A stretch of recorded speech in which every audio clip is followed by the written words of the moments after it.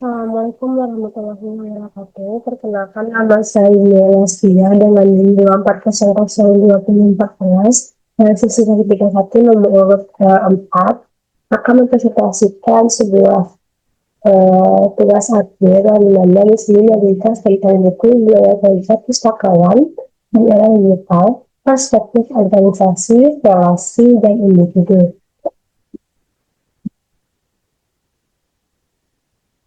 Baiklah, kita masuk aja pada penjelasan yang pertama pada bab 2 itu definisi dan karakteristik.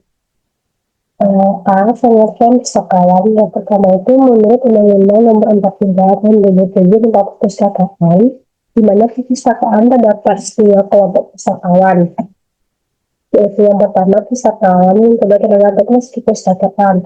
Pustakawan adalah seorang yang memiliki kompetensi yang diperoleh melalui pendidikan atau pelatihan kepegawaian, serta mempunyai tugas dan tanggung jawab untuk melaksanakan pengelolaan dan pelayanan perpustakaan.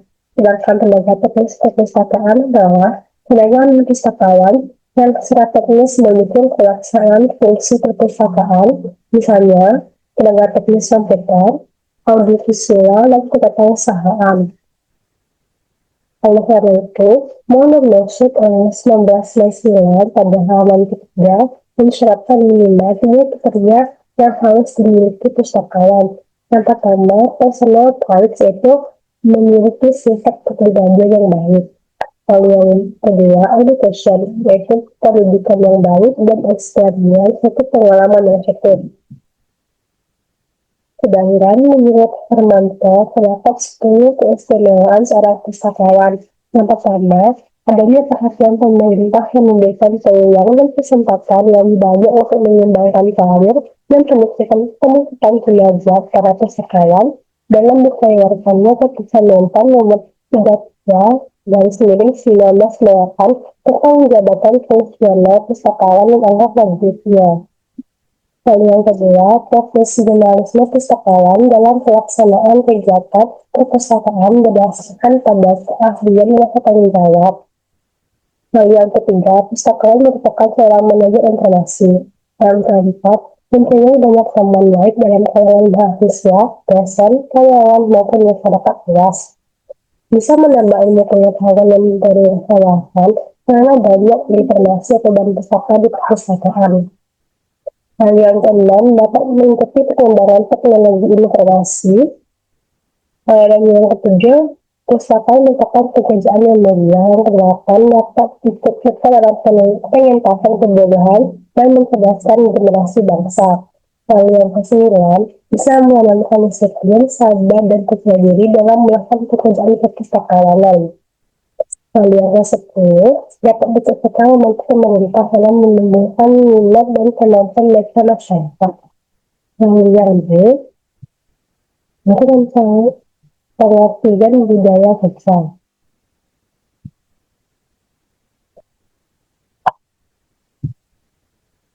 Budaya kerja pada dasarnya merupakan satu sistem nilai yang diartikan maupun dikembangkan oleh suatu organisasi sehingga menjadi aturan yang dipakai sebagai pedoman dan bertindak dalam rangka mencapai tujuan organisasi. Nilai budaya kerja menunjukkan intensitas budaya kerja, yaitu sejauh mana karyawan menerima dan menjadi budaya kerja sebagai landasan kerja. Lalu selanjutnya yaitu karakteristik kerja budaya. Rejek 1998 dalam halaman 245 mengidentifikasi terdapat 7 karakteristik budaya kerja. Yang pertama, individu otonomi adalah prinsip tanggung jawab, kemandirian, kebebasan atau independensi yang dipilih setiap individu mengumumkan pendapat dalam organisasi. Lalu yang kedua, struktur, yaitu peraturan-peraturan dan sejumlah pengawasan langsung digunakan untuk mengatur dan mengontrol perilaku karyawan. Lalu yang ketiga, identity, yaitu dimaksudkan sejauh mana para anggota atau pustakawan dapat mengidentifikasi dirinya sebagai satu kesatuan dalam perpustakaan dan bukan sebagai kelompok kerja tertentu saja. Lalu yang keempat, performance reward. Yaitu sejauh mana alokasi imbalan didasarkan atas prestasi kerja pustakawan, bukan sebaliknya yang didasarkan atas senioritas, sikap privasi, dan sebagainya. Lalu yang kelima, konflik toleransi, sejauh mana para pustakawan didorong mengungkapkan konflik dan kritik secara terbuka.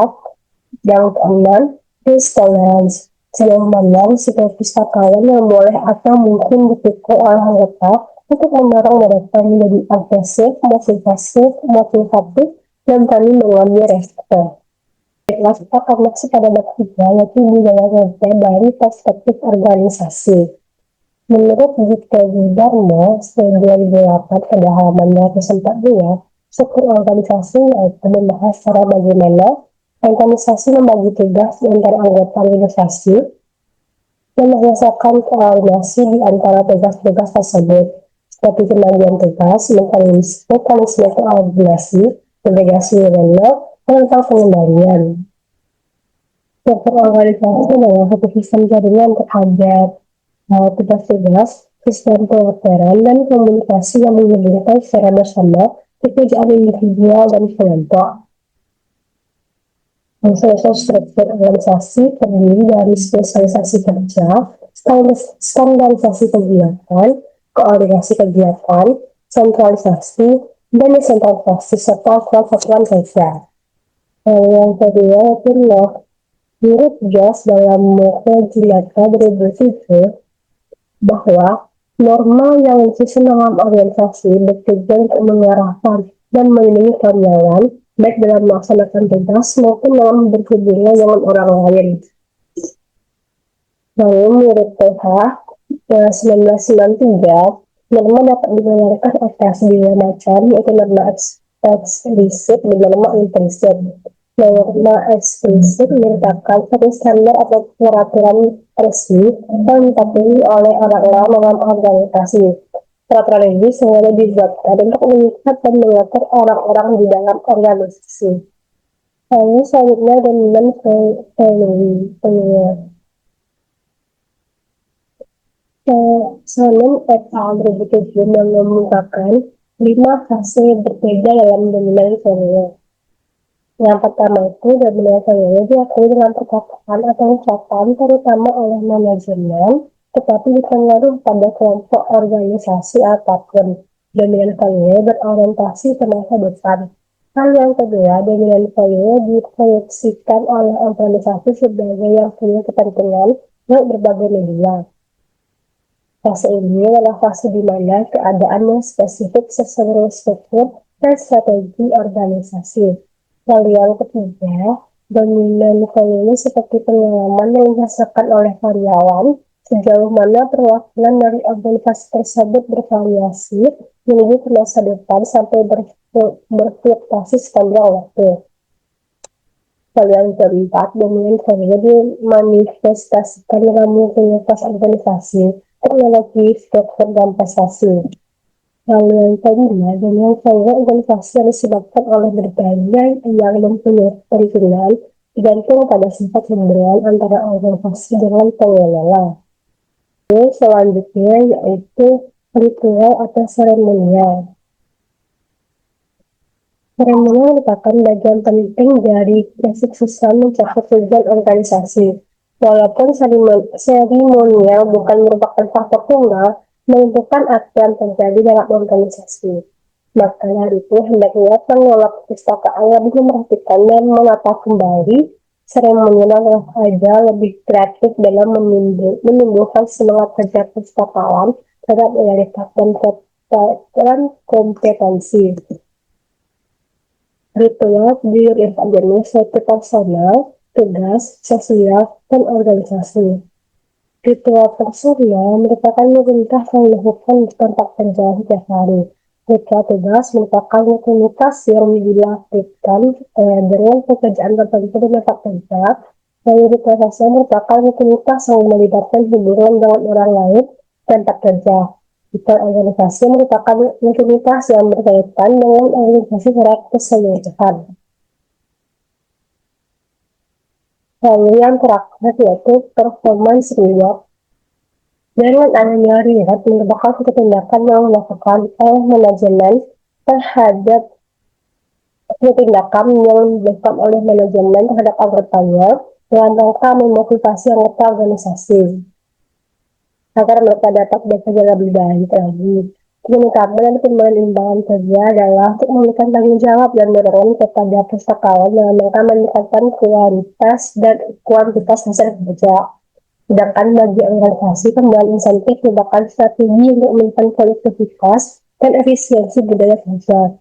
Pustakawan dalam menghadapi persaingan yang ketat terhadap produktivitas dan budaya kerja menjadi satu hal yang sangat penting. Pada pertemuan ini saya akan menjelaskan budaya kerja dari perspektif relasi. Yang pertama, Aris Tayangan juga relasi terhadap resiko.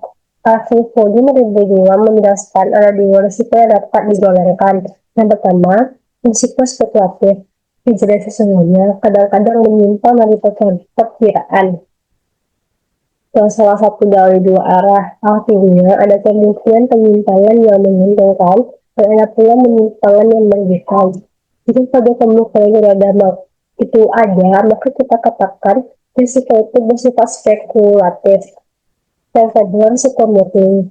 Lawan dari risiko spekulatif adalah risiko murni, yaitu yang ada hanya kemungkinan kerugian dan tidak mempunyai kemungkinan untung. Risiko murni ini hanya bergerak ke satu arah saja, yaitu ke arah kemungkinan kerugian. Lalu yang kedua, konflik toleransi atau toleransi terhadap konflik. Kenapa untuk masalah konflik? Yang pertama, seharusnya untuk berbagi sumber-sumber daya yang ada. Lalu yang kedua, perbedaan dalam tujuan antara kesatuan organisasi. Hal yang ketiga, interdependensi aktivitas kerja di dalam organisasi yang bersangkutan dan perbedaan nilai-nilai atau persepsi antara kesatuan organisasi. Lalu terdapat 5 macam penyelesaian dari konflik tersebut. Yang pertama, kolaborasi. Dilakukan pihak-pihak terlibat dalam konflik secara bersama-sama mencari pemecah masalah dengan pendekatan yang win-win approach. Lalu yang kedua, kompetensi di sini pendekatan approach yang dipakai sehingga pihak yang lebih kuat akan menang. Lalu yang kedua, akomodasi, yaitu seorang kelompok tertentu dapat menampung kebutuhan pihak lain dengan cara menyerahkan atau mengorbankan keinginan sendiri. Lalu yang keempat, kompromi. Pada hakikatnya merupakan kemauan untuk berbagi sumber-sumber terbatas antara pihak-pihak tersebut.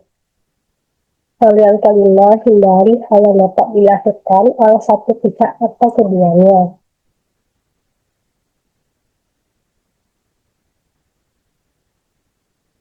Lalu pada kelima, yaitu budaya kerja dari perspektif individu.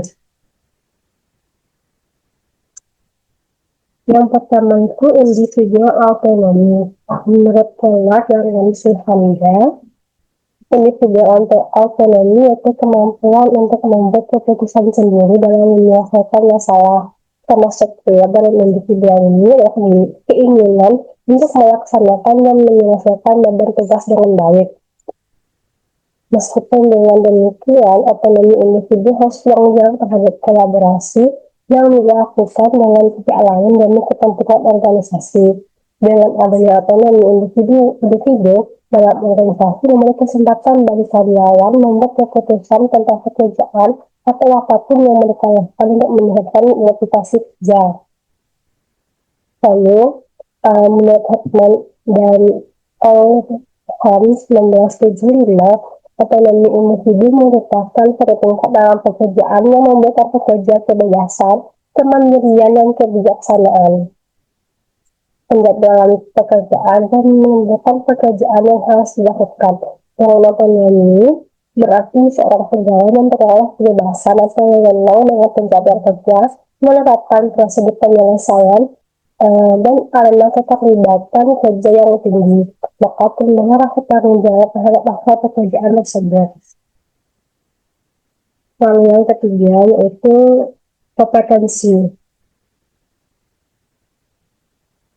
Menurut Amstel 1999, bahwa kompetensi adalah pengetahuan, keterampilan, dan perilaku yang harus dimiliki seorang pustakawan agar kinerja mereka mencapai standar yang ditetapkan oleh perpustakaan dan universitas. Sebagai organisasi yang terikat dengan budaya organisasi, nilai dan norma, strategi bisnis, dan lingkungan kerja. Lalu sehubungan dengan kemampuan kompetensi pustakawan itu menyatakan adanya kompetensi pustakawan. Yang pertama itu kompetensi intelektual, yaitu berupa kemampuan berpikir dan bernalar, kemampuan kreatif, kemampuan memecahkan masalah, dan kemampuan mengambil keputusan yang mendukung kehidupan global. Lalu yang kedua, kompetensi personal, yaitu berupa kemandirian, ketahanan, kebantuan, keindependenan, kejujuran, keberanian, keadilan, keterbukaan, mengelola diri sendiri dan menempatkan diri sesuai dengan cara bermakna, serta orientasi pada keunggulan yang sesuai dengan kehidupan global.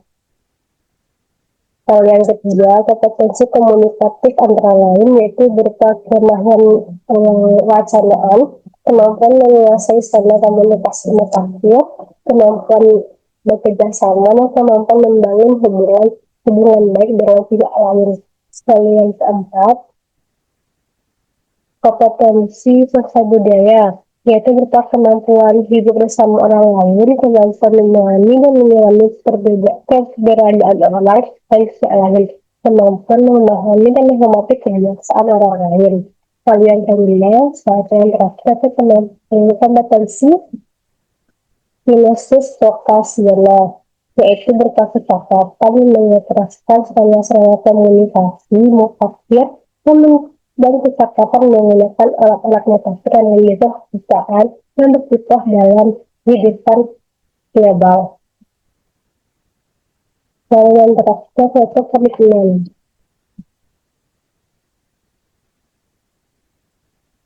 Menurut Moody dalam Undang 2004 menyatakan bahwa komitmen adalah sifat hubungan seseorang individu dengan organisasi dengan memperhatikan ciri-ciri sebagai berikut. Yang pertama itu menerima nilai-nilai dan tujuan organisasi. Yang kedua mempunyai keinginan berbuat untuk organisasinya. Lalu yang ketiga mempunyai keinginan yang kuat untuk tetap bersama dengan organisasinya.